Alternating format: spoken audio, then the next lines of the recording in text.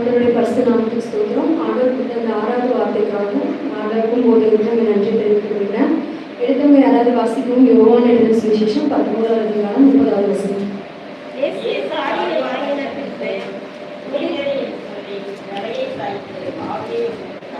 இந்த வார்த்தையை நம்ம எது பார்க்க போறோம் அப்படின்னு சொல்லி பார்த்தோம்னா முடிந்தது அப்படிங்கிற வார்த்தையை நம்ம பார்க்க போறோம். இது கிரேக்க பதத்துல என்ன சொல்றாங்க அப்படின்னு சொல்லி பார்த்தோம்னா டெட்டிலிஸ்டாய் அப்படின்னு சொல்றாங்க. டெட்டிலிஸ்டாய் அந்த காலத்துல எல்லாம் எதுக்கெல்லாம் உபயோகப்படுத்தினாங்க அப்படின்னு சொல்லி பார்த்தோம்னா இது ஒரு இன்ட்ரடக்ஷன் பண்ணி 3 பகுதிகளாக கொடுக்குறேன். ஃபர்ஸ்ட் இப்போ நான் கொடுக்குறது உங்களுக்கு இன்ட்ரடக்ஷன் பண்ணி கொடுக்குறேன்.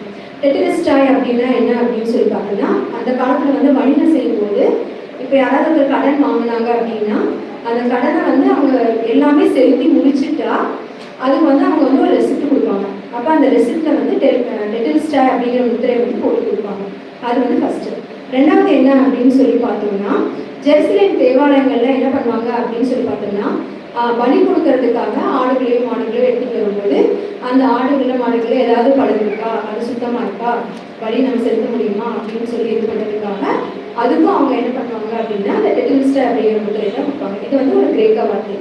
சரிங்களா? அடுத்தது என்ன அப்படின்னா இன்னொரு இதில் எங்கே பயன்படுத்துறாங்க அப்படின்னு சொல்லி பார்த்தோம்னா கலைத்துறையில பயன்படுத்துறாங்க. கலைத்துறையில என்ன அப்படின்னா ஒரு சிற்பி அந்த சிலையை வடித்து முடிச்சதுக்கு அப்புறம் அந்த கல்லில் உள்ளே எடுத்து அந்த சிலை வடிக்கிறது எவ்வளோ பெரிய விஷயம். அது முடிச்சதுக்கு அப்புறம் முடிந்தது அப்படிங்கிற சொல்றதுதான் என்ன சொல்றாங்க இந்த டெட்டிலிஸ்டாய் அப்படிங்கிற வார்த்தையை நம்ம சொல்லிட்டோம். சரி, இப்போ நம்ம அடுத்தது எங்கே போகிறோம் அப்படின்னு சொல்லி பார்த்தோம்னா 2வது பகுதிக்கு போகிறோம். இது எத்தனாவது வார்த்தையை நம்ம தியானிக்கிறோம்? இந்த வார்த்தை 6வது வார்த்தையை தியானிக்கிறோம். அப்படியே எல்லாம் நம்ம இப்போ எங்கே வர போகிறோம் அப்படின்னா ஆதியாகமத்துக்கு வரும். இதில் ஒரு கனெக்ஷனுக்கு என்ன அப்படின்னா ஆதியாகமத்தில் ஆண்டவர் மனுஷனை எத்தனாவது நாளில் பண்ணாரு? எத்தனாவது நாள்? 6ஆம் நாளில் அது 6ஆம் நாளில் இது பண்ணும்போது மனிதனுக்கு எத்தனை அறிவு கொடுத்து படைத்தாரு? 6 அறிவு கொடுத்து மனிதனை உருவாக்கினார். இதில் பார்த்தீங்க அப்படின்னா ரோமர் 5:12வது வசனம் படிங்க.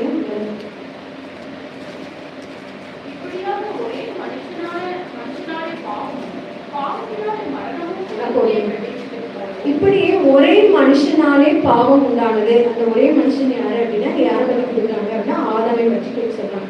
ஸோ ஆதாம் செய்த பாவத்தின் நிமித்தம் நம்ம என்ன பண்ணணும் அப்படின்னு சொல்லி பார்த்தோம்னா அதை மட்டுமே எடுத்துக்கணும். அடுத்து பார்த்தீங்கன்னா ரோமர் 3:23 படிங்க.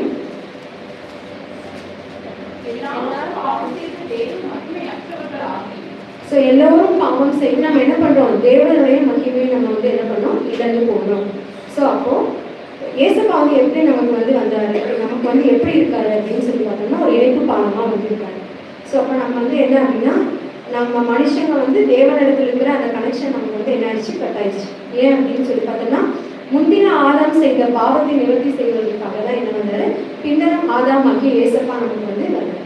ஸோ அப்போ அதில் பார்த்தீங்கன்னா 2 கொரிந்தியர் 5:18 படிங்க.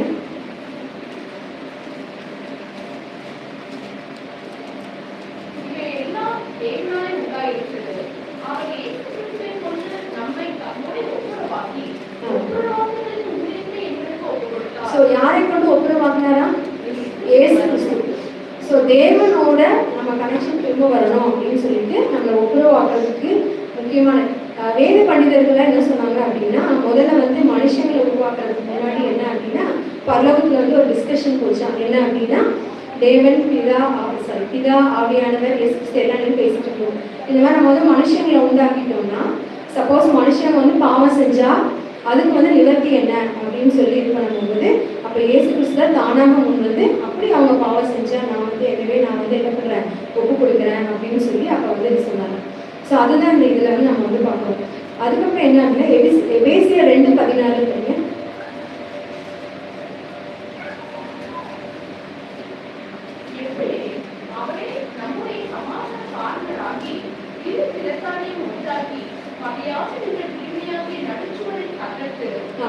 ஸோ அப்போ என்ன சொல்றாங்க பாருங்க, நம்முடைய சமாதான காரணராகி இரு திறத்தாரையும் ஒன்றாக்கி அப்படின்னா ஏன்னா ஒன்று தேவன் ஒன்று நம்ம. ஸோ 2 பேரையும் இணைக்கிற பாதமாக இருந்தார். ஸோ அப்போ இயேசுப்பா அந்த சிலுவையில எல்லாம் முடிந்தது அப்படின்னு சொல்லி அவர் சொல்லி ஆவி ஒப்பு கொடுக்கும் போது என்னாச்சு அப்படின்னா நீங்க அதை பார்த்துருப்பீங்க, திரைச்சீலை 2ஆக கிழிந்தது, மேலிருந்து கீழாக 2ஆக கிழிந்தது அப்படின்னு சொன்னாங்க. இது எதை குறிக்குது அப்படின்னு சொல்லி பார்த்தோம்னா பழைய ஏற்பாட்டு காலத்துல வந்து பரிசுத்த ஸ்தலம் மகா பரிசுத்த ஸ்தலம் உள்ள இருக்கும். அப்போ நம்ம அதுக்கு நம்ம போக முடியாது, அது திரைச்சிலே மறைக்கப்பட்டிருக்கும்.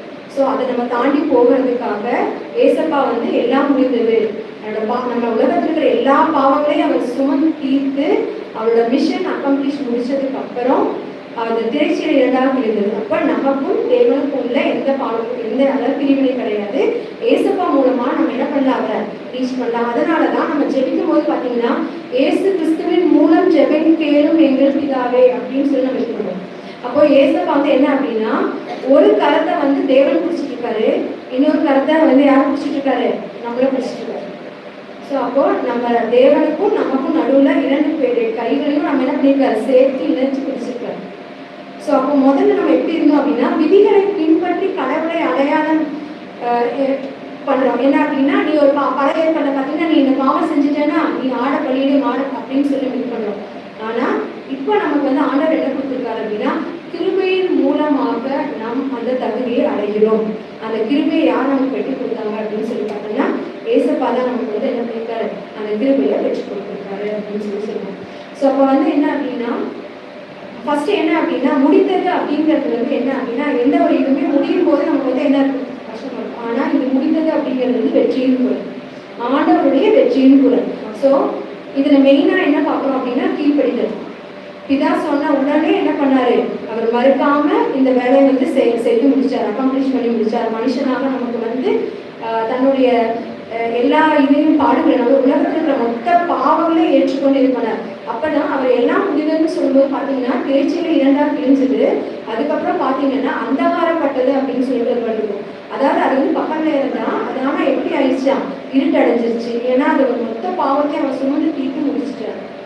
ஸோ அப்போ என்ன அப்படின்னா ஃபர்ஸ்ட் இந்த வார்த்தை மூலமாக நம்ம என்ன கற்றுக்கிறோம், எல்லாம் முடிந்த வார்த்தை மூலமாக அப்படின்னா ஃபர்ஸ்ட் கீழ்ப்படுத்தல் இருக்கணும். ஸோ ஆண்டவர் ஒன்று சொன்னார் அப்படின்னா உடனே நம்ம என்ன பண்ணிடணும், கீழ்ப்படிந்து அதுக்கு நம்ம வந்து நடக்கணும். இப்போ நீங்கள் ஞாபகம் யோசிச்சு பாருங்க, கிராஸ் ஞாபகம் வச்சுக்கோங்க. கிராஸ் ஞாபகம் வச்சுன்னா கிராஸோட தலைப்பகுதி ஏசப்பா இருக்கிறது, அங்கே வந்து அன்பு. ஸோ எப்போவுமே நம்மளோட நினைவுலாம் இருக்காரு. ஏன் நம்ம நினைவுலாம் இருக்காரு, நம்ம மேலே அவ்வளவா அன்பு கூர்ந்ததுனால நம்ம நினைவுலாம் இருக்காரு. ஸோ என்னுடைய பிள்ளைகளை எப்படியோடு நான் என்ன பண்ணணும், தேவனிடத்தில் சேர்க்கணும் அப்படின்னு சொல்லி அவருடைய ஆணி பாய்ந்த பாதங்களில் பார்த்தீங்கன்னா எப்பவுமே எப்படி இருக்கும், சமாதானம் இருக்கும். ஸோ அப்போ நம்ம ஆண்டவரோட பாதத்துக்குள்ள வந்துச்சுன்னா நமக்கு என்ன இருக்கும், சமாதானம். இரண்டு கைகளில் ஆணி அடிச்சிருக்குல்ல, அந்த ஆணி அடிச்சது வந்து என்ன சொல்லுது அப்படின்னு சொல்லி பார்த்தோம்னா ஒன்று வந்து மன்னிப்பு, ஒன்று வந்து கீழ்ப்படிவு.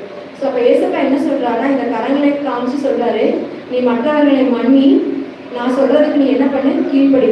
இப்படி கீழ்ப்படிஞ்சீங்கன்னா உனக்கு உன்னுடைய வாழ்க்கையில எப்போதும் பூரணமான என்ன கிடைக்கும், அன்பும் பூரணமான சமாதானமும் கிடைக்கும்.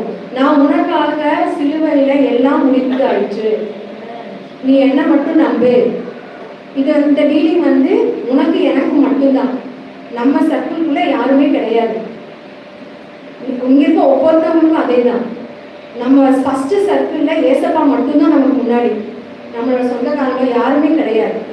நம்ம தனிச்சு விடப்படுற சூழ்நிலையில நம்ம கூட இருக்கிற ஒரே ஒருத்தவங்க யார் மட்டும் அப்படின்னு சொல்லி பார்த்தோம்னா ஏசப்பா மட்டும்தான் நம்ம கூட இருக்காங்க. ஸோ அதனால என்ன அப்படின்னா எப்பொழுதும் நம்ம வந்து அடுத்தவங்களை மன்னிக்கிற சுவாபம் நமக்குள்ள இருக்கணும். அப்புறம் அடுத்தவங்களை எப்பவுமே என்ன பண்ணணும், அன்பு பண்ணணும். நீங்க லாஸ்ட் சப்பர் நேற்று வியாழக்கிழமை அந்த இது பார்த்துருப்பீங்க, யூதாஸ் காரியத்தை காட்டி கொடுப்பான் அப்படிங்கிறது வந்து ஏசப்பாக்கு தெரியும். ஆனாலும் ஏசப்பா என்ன பண்ணாரு, அவருடைய பாதங்களை வந்து கழுவினார். அதுதான் மேலான அன்பு. அந்த பூரண அன்பு நமக்கு இப்படிதான் இவங்க எல்லாம் செய்யறாங்க, எல்லாம் பண்றாங்க, ஆனாலும் நான் என்ன பண்ணுவேன், அவங்கள நேசிப்பேன். இதுதான் ஆண்டவருடைய பிரதான கட்டளை. ஸோ அப்போ எல்லாம் முடிந்தது அந்த வார்த்தையின் மூலமாக நம்ம எல்லாம் என்ன எடுத்துக்கணும் அப்படின்னு சொல்லி பார்த்தோம்னா கீழ்ப்படிதல் எடுத்துக்கணும், மற்றவங்களை மன்னிக்கிற சுவாபத்தை எடுத்துக்கணும். அப்போ நமக்கு அன்பும் சமாதானமும் எப்பவுமே நம்ம இருக்கும். ஆண்டவருக்கு பிரதான வார்த்தை தான்.